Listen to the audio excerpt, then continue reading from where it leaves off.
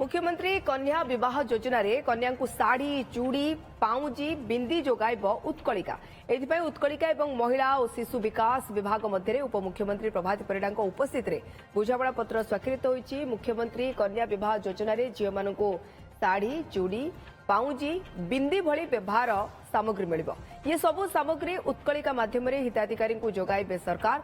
या द्वारा ओडिशार हस्तशिल्प और हस्तकला क्षेत्र को मध्य प्रोत्साहन मिल कहुछि।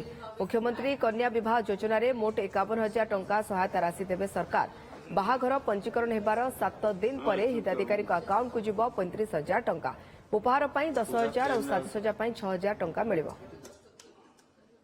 प्रति जिले जो मैंने 18-35 वर्ष जब एसओपी जारी होती से आधार जो मैंने एनलिस्ट होते से बाहाघर साज सजा ये प्रस्तुति सरिला आग को तीर्थ फाइनाल हम ये मुख्यमंत्री कन्या विवाह योजनार चूड़ांत प्रस्तुति केवल दिन स्थिर सोसाइटी पार्टिसिपेशन विभिन्न वॉलंटरी ऑर्गेनाइजेशन भी सामिल हुए जिलापाल मैंने एग्जीक्यूट कर ओडिशा नुआ कर योजना लंचिंग हो